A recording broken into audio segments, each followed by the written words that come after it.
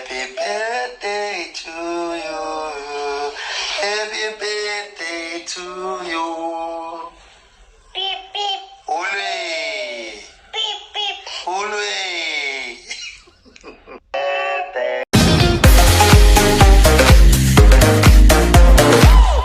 Hello everyone, welcome back to Sunny Live Chain. Thank you so much guys for tuning in. Well guys, I'm back again with the Mzansi celebrity stories, and I'm like guys sikhuluma ke ngoKhuzani Mpungose. Uyeke wafisela ke unkosikazi wakhe ke usuku ngemessage emnandi lapha na ke enkundleni zokuxhumana. Balileke wathi ke usuku oluhle lokuzalwa makoti wakithi, umngani wami omkhulu oyisibuso esikhulu empilweni yami. Namuhla angigubhi nje kuphela usuku lwakho lokuzalwa, kodwa ngigubha nobuntu bakho obuhle, uthando lwakho, ukunakekela kwakho, nokuma kwakho nami kuzo zonke izikhathi zokuphila.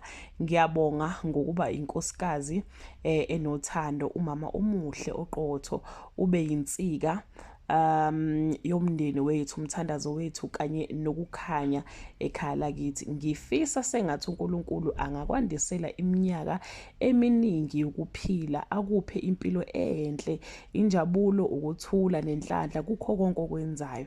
Kwangathi zonke izifiso zenhliziyo zakho zingafezeka. Ngiyaziqhenya ngokukubiza ngomkami, futhi ngiyabonga kuNkulunkulu ngokungibusisa ngawe. Uthando lwami kuwe luyakhula nsuku zonke. Usuku oluhle lokuzala sithandwa sami.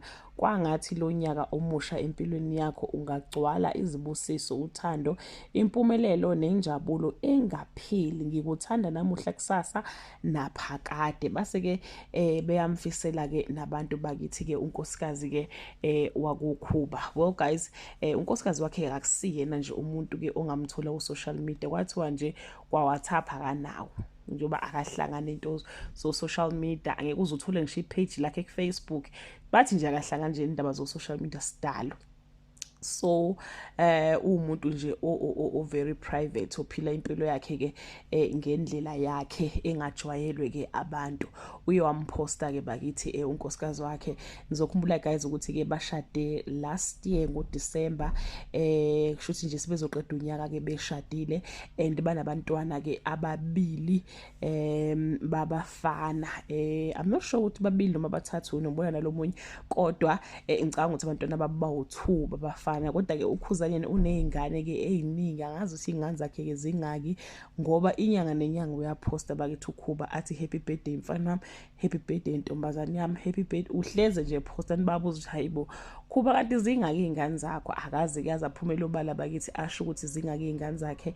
Kodwa ke namhlanje kubefisela ke unkosikazi wakhe ke ukaMathenjwa umyalezo ke omnandi, engathi uNkulunkulu ke angaqhubeka ke ababusisi, bakhulise kahle izingane nekhaya ke labo. That brings us to the end of this video. Do leave your comment below and share your opinion. Bye.